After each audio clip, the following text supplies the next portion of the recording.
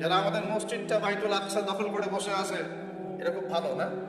এরা মানবতার সেবক।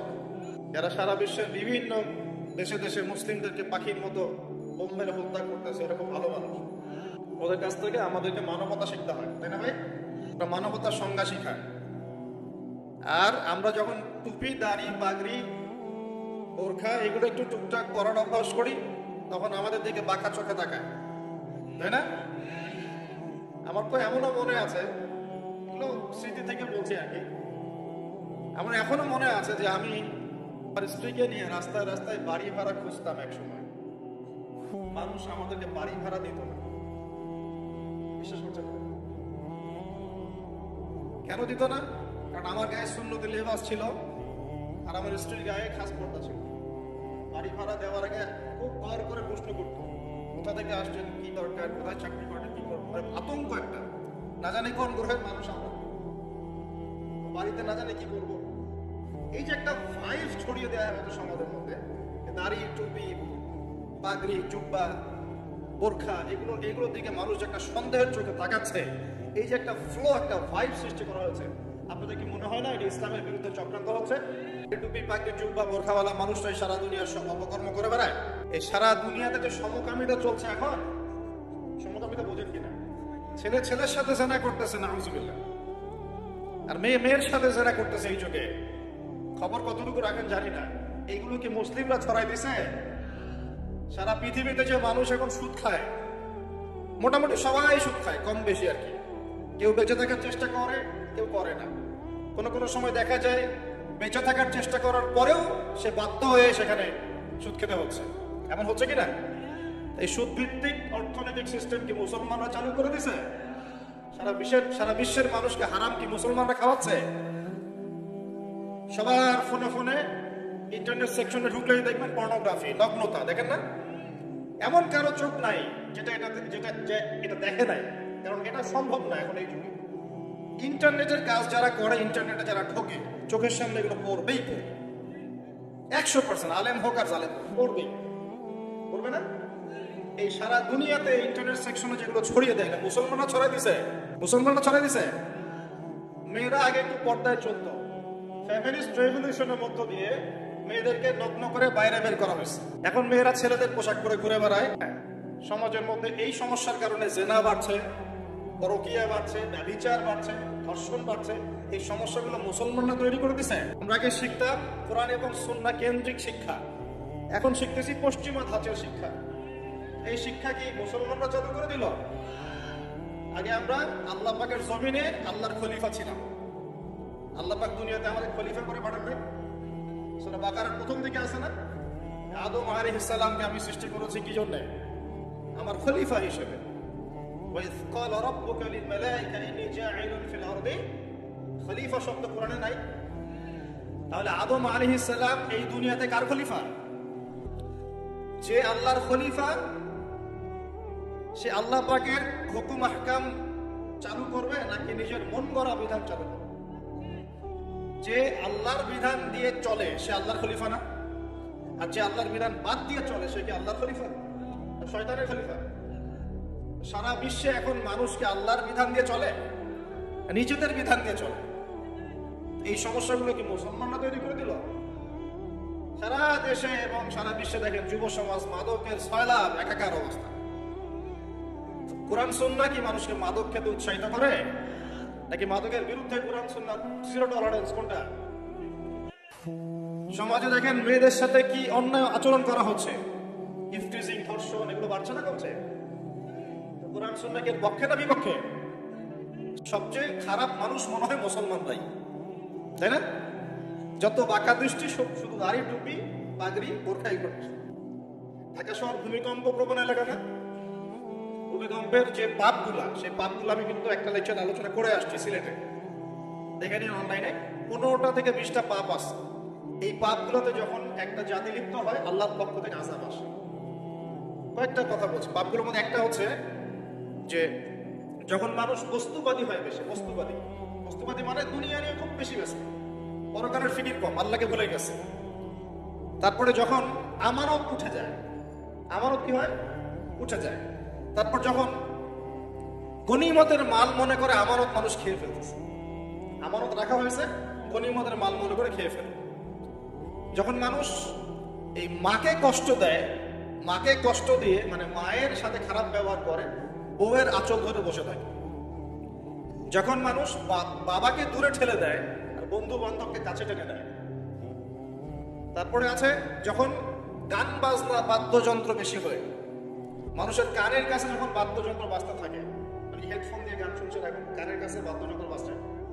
তারপর যখন মানুষ মাদকদ্রব্য বেশি সেবন করা শুরু করে, যখন জেনা বেশি বেড়ে যায়, অশ্লীলতা বেশি বেড়ে যায়, ব্যভিচার বেড়ে যায়, এই পাপগুলো যখন বেড়ে যায় এবং গায়িকা নর্তকীদের সংখ্যা বেড়ে যায়, প্রতিটা কথা আরবি দিয়ে বলা আছে। এই কাজগুলো যখন একটা সমাজের মধ্যে বেশি হয়, তখন ওই জায়গায় আল্লাহর পক্ষ থেকে দুইটা মারাত্মক মানে আযাব আসে। তার মধ্যে একটা হচ্ছে মহামারী, একটা হচ্ছে এই ভূমিকম্প। আর ভূমিকম্পের সাথে চলে আসে ভূমি ধস, মানে ভূমি ধসে যায় এবং চেহারার আকৃতি পরিবর্তন হয়। একটা কি, হ্যাঁ, গরম বাতাসের আযাব আসে। এই গরম বাতাসের আযাবটা এখনো আসে নাই। আমি শেষ জামানার হাদিসগুলো টুকটাক গবেষণা করে মনে হচ্ছে অচিরে গরম বাতাসের একটা আযাব আসবে বিশ্বের দিকে। এবং নাসা এটা নিয়ে গবেষণা করছে অলরেডি। সূর্যের মধ্যে অনেক রকম বিক্রিয়া হচ্ছে, তেজস্ক্রিয় বিক্রিয়া হচ্ছে ইত্যাদি, হিলিয়াম গ্যাসের অনেক বিস্ফোরণ হচ্ছে। এগুলোর ওয়েভ বা ফ্লোটা আস্তে আস্তে পৃথিবীর দিকে ধেয়ে আসবে। নবীজি বলেছেন ফালইয়ারতাকিবু ইনদা যালিকা রিহান হামরা। এই রিহান হামরা কথাটা এই হাদিসের মধ্যে আছে। তিরমিজির 2211 নম্বর হাদিসে এটা আছে। গরম বাতাস ধেয়ে আসবে পৃথিবীর দিকে, গরম বাতাসের আযাব। গরম বাতাসের আযাব আসবে, ওয়াজালজালা এবং ভূমিকম্প। অন্য হাদিসে আসছে সানাওয়াতু জালাজিল, ভূমিকম্পের বছর, ভূমিকম্পের বছরগুলো। আর আসছে মুজানুন শাদীদ, বড় মহামারী। আর খাসফুন মানে এই যে জমিন ধসে যাওয়া, মাসখান মানে চেহারা আকৃতি বিকৃত হয়ে যাবে। আর কযফান একটা আছে, কযফান মানে পাথরের বৃষ্টি বর্ষিত হবে। এই আযাবগুলো কখন আসে? এই পাপগুলোতে মানুষ যখন লিপ্ত হয়। আর আমাকে বলেন দেখি, এই পাপগুলোতে আমরা কম বেশি লিপ্ত আছি কি নাই? আর বড় বড় বস্তুবাদী শহরগুলোতে এই পাপগুলো বেশি না? এখানে মানুষ ওই হাদিসের উপর আমল করছে। কোন হাদিস? নবী সাল্লাল্লাহু আলাইহি ওয়াসাল্লামের ইন্তেকালের ৮০ থেকে ৮৫ দিন আগে একটা হাদিস তিনি বলে গেছেন, একদম শেষের দিকে, জীবনের শেষের দিকে। ওই হাদিসটাকে বলে হাদিসে জিবরিল। কি বলে? নবীজিকে জিবরাইল আলাইহিস সালাম মানুষের রূপ ধরে এসে জিজ্ঞাসা করেছিলেন যে কিয়ামত কবে হবে। নবীজিকে জিবরাইল আলাইহিস সালাম মানুষের রূপ ধরে সবার সামনে জনসম্মুখে এসে জিজ্ঞাসা করেছেন কিয়ামত কবে হবে। নবীজি বলছেন মাত্র দুটো আলামত বলেছেন। কয়টা ভাই? দুইটা। একটা হচ্ছে আনতালিদাল আমাতু রাব্বাতুহা, দেখবে যখন দাসী মনিবকে জন্ম দিচ্ছে। দাসী মনিবকে জন্ম দিচ্ছে মানে কি? সমাজের ন্যায় অন্যায়, হক বাতিল, হালাল হারাম, এই যে মানদণ্ড সব উল্টে যাবে। হালাল হবে হারাম, হারাম হবে হালাল, ন্যায় হবে অন্যায়, অন্যায় হবে ন্যায়, হক হবে বাতিল, বাতিল হবে হক, জায়েজ না জায়েজ, না জায়েজ জায়েজ। হ্যাঁ, মানদণ্ড কি? আমার বুদ্ধি না আল্লাহর ওহী? কোনটা? সত্য মিথ্যা, ন্যায় অন্যায়, হক বাতিলের চূড়ান্ত মানদণ্ড কি? আমার বুদ্ধি নাকি আল্লাহ পাকের কোরআন সুন্নাহ? কোনটা? কিন্তু সমাজে কি সেটাই বাস্তবায়িত আছে 100%? 50% কি আছে? তো এই সমস্যাটা কি চলছে কিনা? তার মানে কি আমাদের এই বড় আলামতটা আমরা দেখছি কিনা? দেখছি। গেল দুই নাম্বারটা নবী বলছেন আনতারাল হুফাতাল উরাতাল আলাতা রিয়া আশাই ইয়াতাতাওয়ালুনা ফিল বুনিয়ান। নবীজি বলছেন যখন দেখা যাবে সমাজের সবচেয়ে দরিদ্র শ্রেণীর মানুষ, স্যান্ডেল কেনার টাকা ছিল না, কাপড় পরার টাকা ছিল না, এই শ্রেণীর মানুষ রাখাল মানে গরু ছাগল চড়াতো, এই শ্রেণীর মানুষ উঁচু উঁচু অট্টালিকা নির্মাণের প্রতিযোগিতা করবে। ভালো করে বোঝেন, নবীজি বলছেন না ধনীরা, সমাজের ধনীরা অট্টালিকা নির্মাণের প্রতিযোগিতা করবে। নবীজি এই কথা বলছেন না হাদিসে।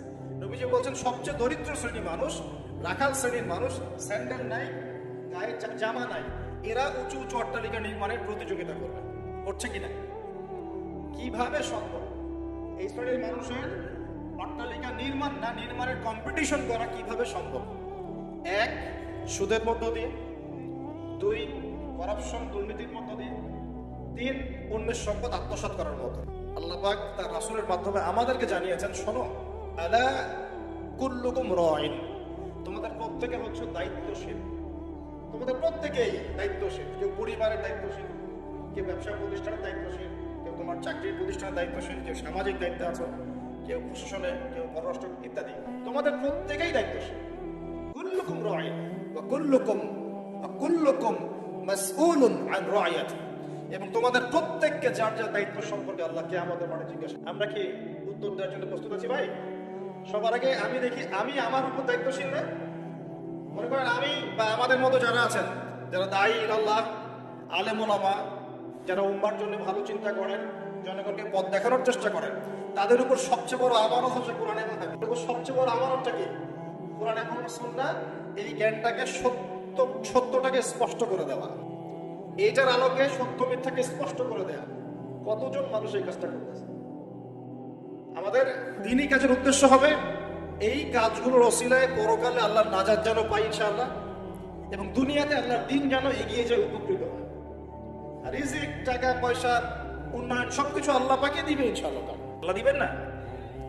ইসলামপন্থীদের হাতেই সবচেয়ে বেশি রিজিক থাকবে ইনশাআল্লাহ। ইসলামপন্থীদের হাতেই সবচেয়ে বেশি সচ্ছলতা থাকবে ইনশাআল্লাহ। আর আগামীতে যে দিন আসতে যাচ্ছে, যে অর্থনৈতিক সংকটময় বিশ্ব আসতে যাচ্ছে, এই সময় যে কোরআন সুন্নাহর আলোকে ইকোনমিক্স ঢেলে সাজাবে সেই পার পাবে। যাকাত যদি এখনো চালু না হয় তাহলে গরিব মানুষের পেটে এবার লাথি মারা হবে সামনে দেখে নিয়ে। যাকাত চালু করতে হবে। এই কোটি কোটি টাকা প্রতি মাসে মাসে কামাই করবো, যাকাত দিব না, এটা বাদ দিয়ে দেন। যাকাত যে দিবে না সেও বিপদে পড়বে, যাকাত যাকে দেয়া হবে না তারও অর্থনৈতিক মন্দা শুরু হয়ে যাবে। যাকাত আল্লাহ পাক দিয়েছেন কোরআনের। কোরআনের অর্থনীতি মানে যাকাত, কোরআনের অর্থনীতি মানে ব্যবসা, কোরআনের অর্থনীতি মানে সাদাকা, কোরআনের অর্থনীতি মানে কৃষিভিত্তিক অর্থনীতি। এই পুরো বিষয়গুলোর মধ্যে সারা বিশ্বের অর্থনীতি পড়ে যায়। কিন্তু এখন আমরা এগুলো সব না হলেও অনেকগুলো অংশ সরিয়ে দিয়ে সুদ চালু করে এটা দিয়ে খাচ্ছি আর কি। সুদের পরিণাম ধ্বংস হবেই হবে, আজকার কাল হোক, সুদ ধ্বংস হবেই হবে। সারা দুনিয়া এখন দেখছে যে সুদ কিভাবে ধ্বংস হবে। সারা দুনিয়া এখন দেখছে সুদ কিভাবে ধ্বংস হবে। মনে রাখবেন, এর ফলে শুধু এক শ্রেণীর মানুষের লাভবান হবে। কোন শ্রেণী?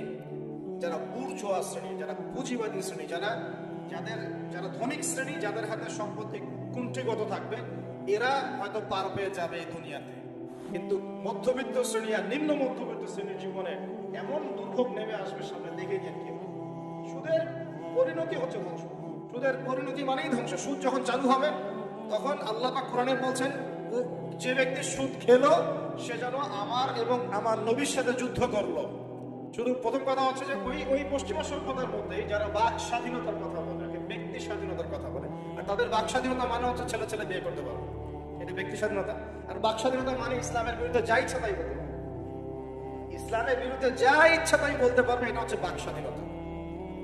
আর একটা বলি তাহলে বুঝবেন, শুনো বাকারায় 279-80 এই আয়াতগুলোর দিকে আছে, 79-80।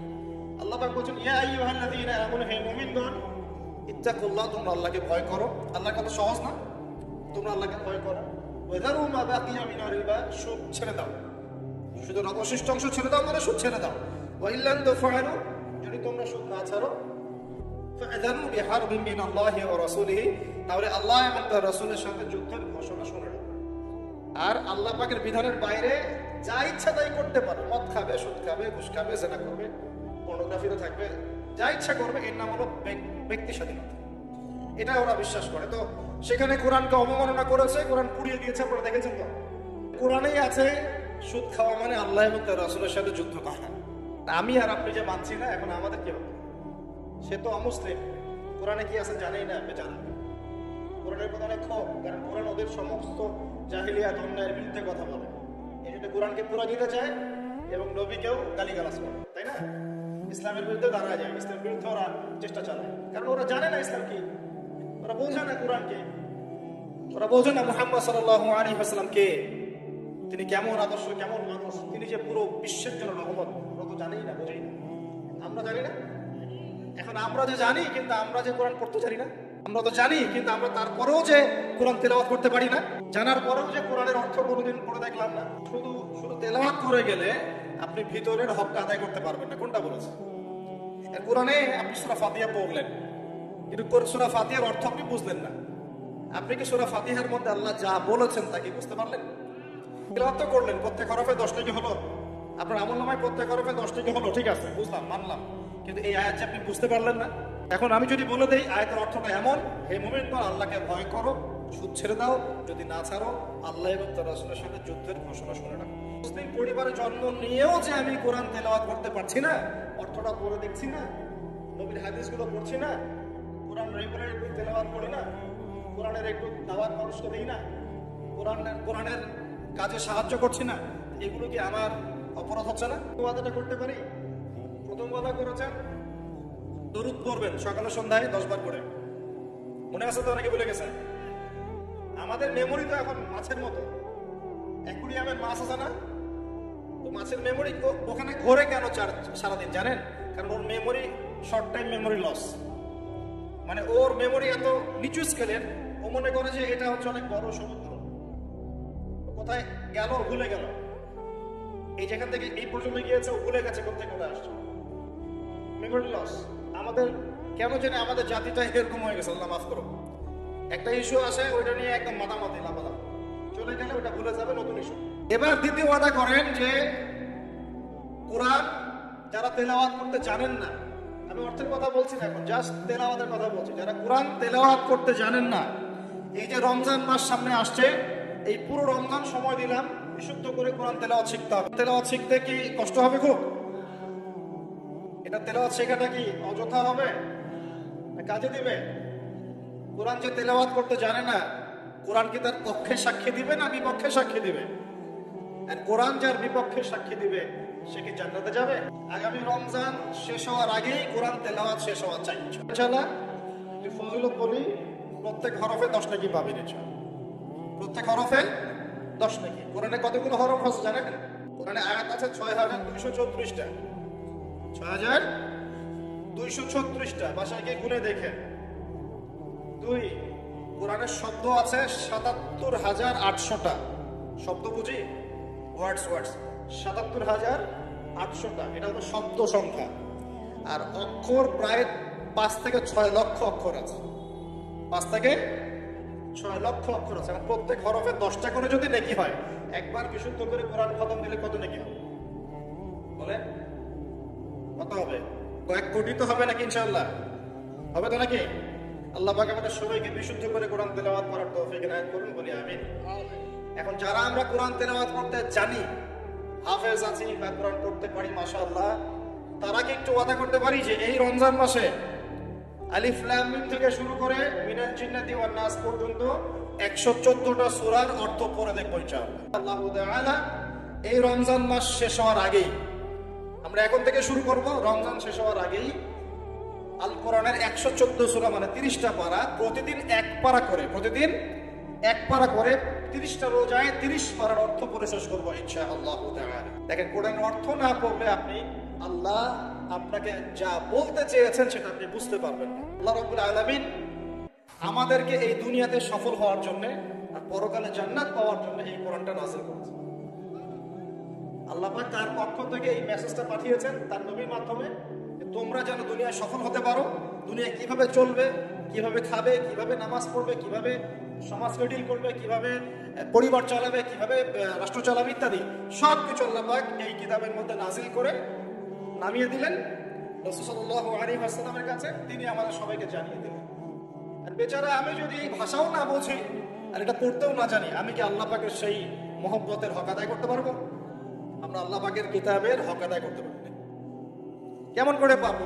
কিতাব তো পড়তেই পারি না। আর অনেকে মনে করেন এই কিতাব আমার পড়ার দরকার নাই, আলেম ওলামারা পড়লেই হবে। এরকম মুসলমান দিয়ে আল্লাহর জমিনে আল্লাহর দ্বীন প্রতিষ্ঠা হয় না। আল্লাহ পাকের জমিনে আল্লাহর দ্বীন প্রতিষ্ঠা হয় কাদের দ্বারা? যারা জ্ঞান অর্জন করে, জ্ঞান অনুযায়ী আমল করে, শরীয়তের গভীর জ্ঞান অর্জন করে, ওই জ্ঞানটাকে মানুষের মধ্যে ছড়ায় দেয়, দ্বীনের দাওয়াতে কাজ করে, হালাল খায়, পরিবারের মধ্যে দ্বীন প্রতিষ্ঠা করে, নামাজ কায়েম করে ইত্যাদি, মানুষকে ঐক্যবদ্ধ করার চেষ্টা করে, ইসলামকে একটু একটু করে এগিয়ে নেয়। যাদের এসব নিয়ে কোনো ফিকিরই নাই, তাদের দ্বারা কে দিন প্রতিষ্ঠা লাভ করবে। তো প্রিয় ভাইয়েরা, আমার রিকোয়েস্ট, যারা কোরআন তেলাওয়াত করতে জানি মাশাআল্লাহ বা হাফেজ আছি এখানে উপস্থিত, রমজান মাস শেষ হওয়ার আগেই 114 সূরার অর্থ পড়ে শেষ করে দেবো ইনশাআল্লাহ। 4 নাম্বার হচ্ছে আমার সাথে ওয়াদা করেন, এই যে মেরাজের রাত চলে গেল, যদিও ভাই তারিখটা নিয়ে অনেক পক্ষে বিপক্ষে কথা আছে, একদম স্পেসিফিকলি এটা বলা খুব ডিফিকাল্ট যে এই রাতেই হয়েছে।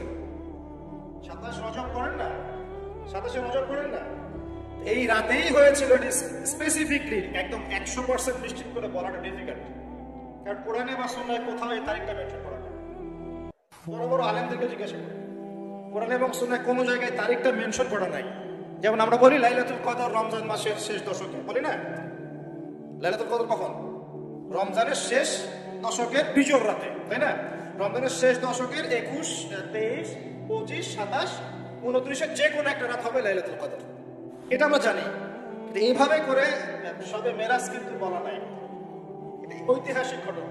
যাই হোক, এই সবে মেরাজে রাসূল সাল্লাল্লাহু আলাইহি ওয়াসাল্লামকে আল্লাহ পাক তার আরশের কাছাকাছি নিয়ে আল্লাহ পাক যে কথাবার্তা বলেছেন, আল্লাহ পাকের সাথে তিনি যে কথা বলেছেন, আল্লাহর নূর দেখেছেন, আল্লাহ দিদার লাভ করেছেন, এই সময় আল্লাহ রাব্বুল আলামিন তাকে 3টা হাদিয়া তওফা দিয়েছেন। এক, আল্লাহ পাক আমাদের নবীকে দিয়েছেন 50 ওয়াক্ত নামাজ। কত ওয়াক্ত? এই 50 ওয়াক্ত নিয়ে তিনি আসছিলেন। আস্তে আস্তে পঞ্চম আসমানে দেখা হয়েছে নবী মুসা আলাইহিস সালামের সাথে। কোন নবী? মুসা আলাইহিস সালাম নাম তো জানেন? কোরআনে সবচেয়ে বেশি কোন নবীর নাম এসেছে এটা জানেন তো? অনেকে জানতেন না। কোরআনে কিন্তু সবচেয়ে বেশি আমাদের নবীর নাম আসে।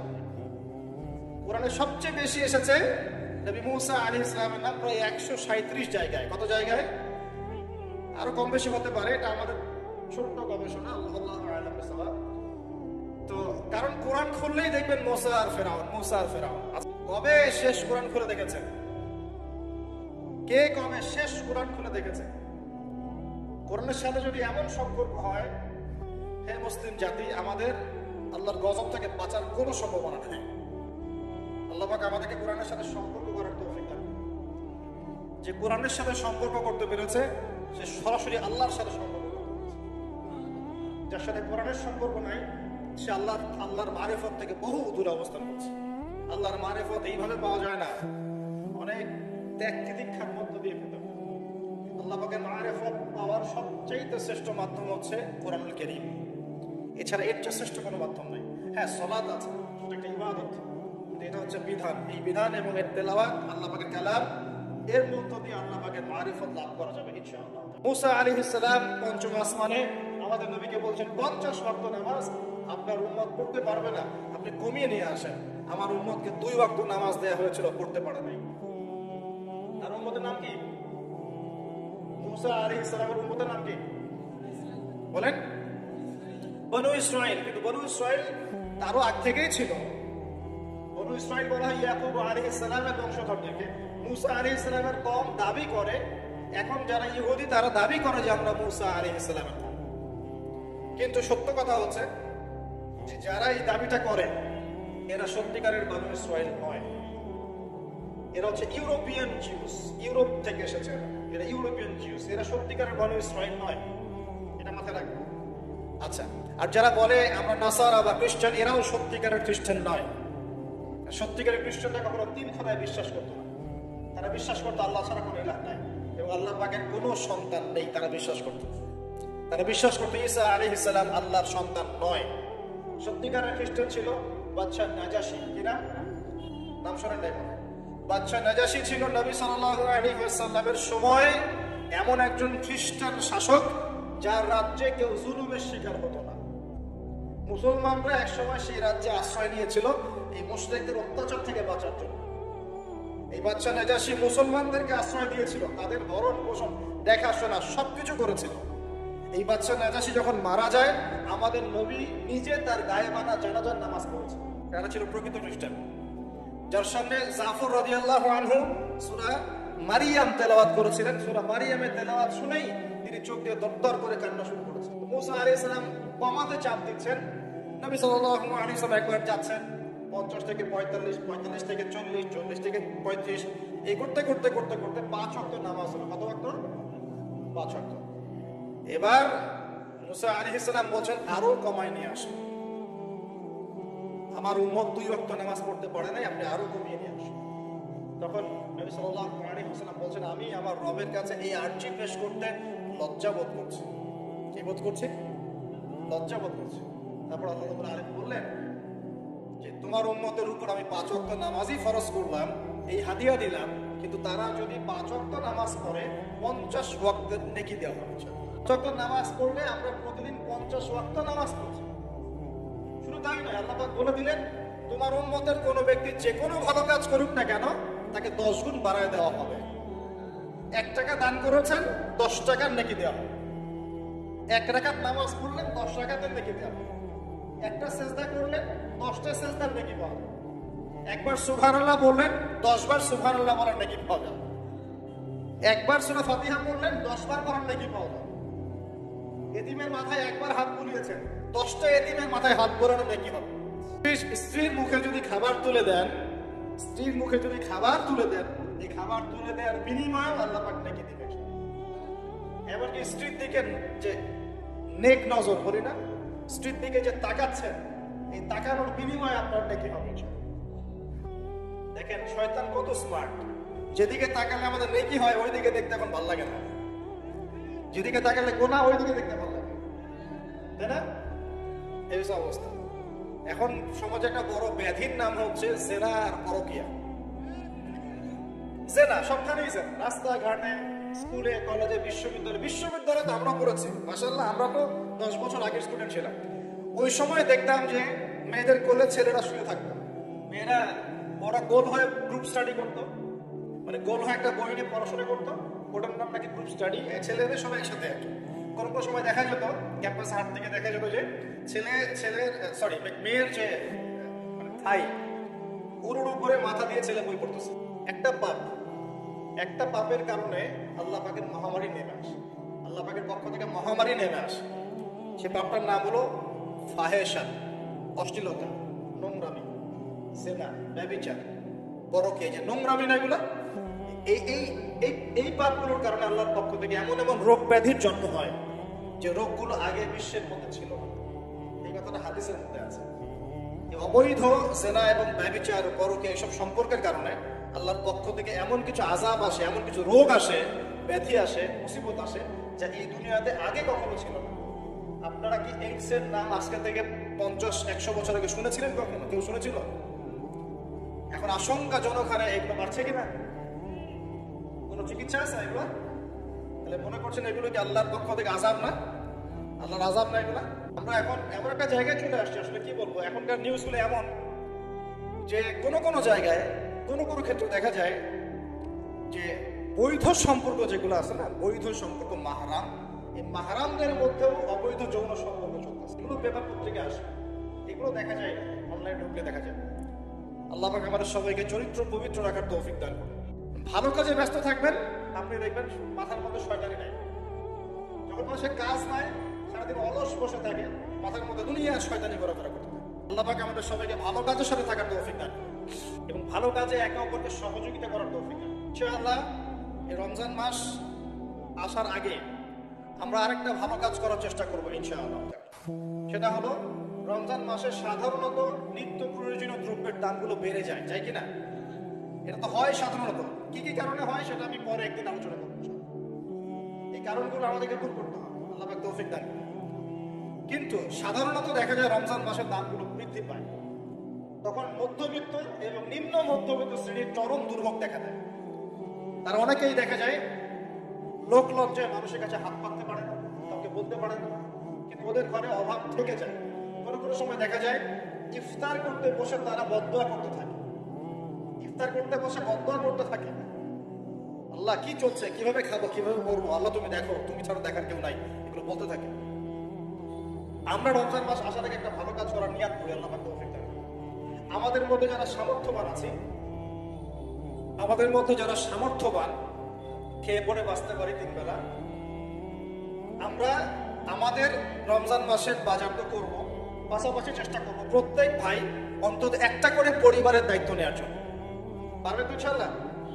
প্রত্যেক ভাই কমপক্ষে একটা করে পরিবার, সামর্থ্যবান, বিত্তশালী, সামর্থ্যবান যাদেরকে আল্লাহ পাক সামর্থ্য দিয়েছেন অর্থনৈতিক, আমরা একটা নিয়াত করি যে আগামী রমজানে, এই আসন্ন রমজানে ইনশাআল্লাহ আমরা নিজেদের পরিবারের সাথে অন্তত একটা করে পরিবারের হলেও দায়িত্ব নেব ইনশাআল্লাহ।